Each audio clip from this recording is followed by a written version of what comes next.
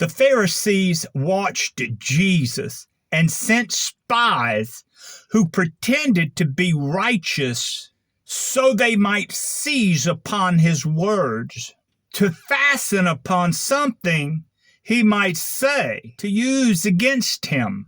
Moreover, the Pharisees also reasoned together and plotted how they might entangle Jesus with his words.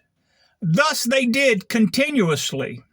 On one occasion they sent scribes and Pharisees with a woman caught in adultery.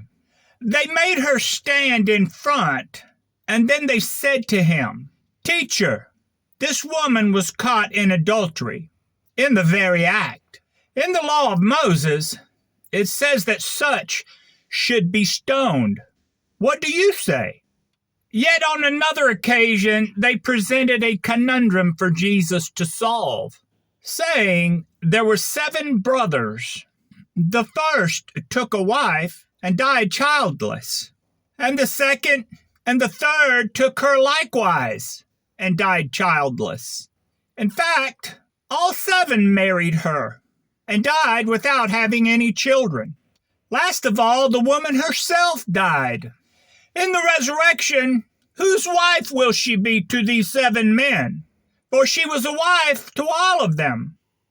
Finally, the Pharisees came with some Herodians, trying to entrap Jesus with his own words, saying, "Teacher, we know that you are true, and teach the way of God in truth, without fear of the men.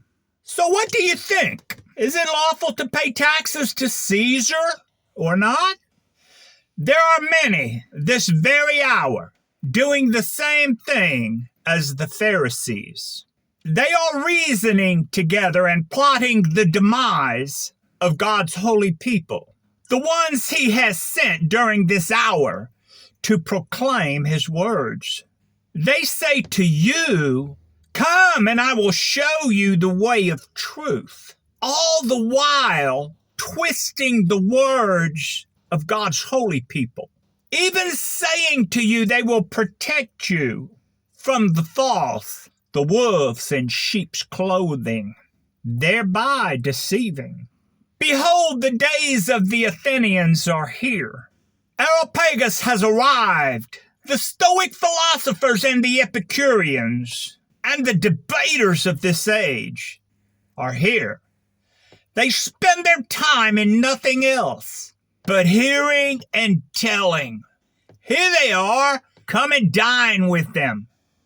And yet again, seeing no way to accuse Jesus, the Pharisees said to Jesus his own testimony was invalid, because his own evidence testified of himself by saying, "I am the light of the world, and that if anyone follows after me, he would have everlasting life."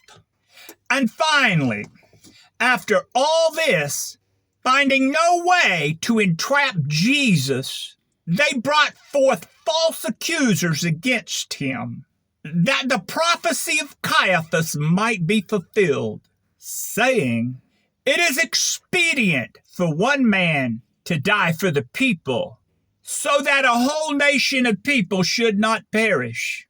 Thus it is written that the one should die for the many, and that the words of Jesus might be vindicated after his death, saying, When I am lifted up, then you shall know I am who I am."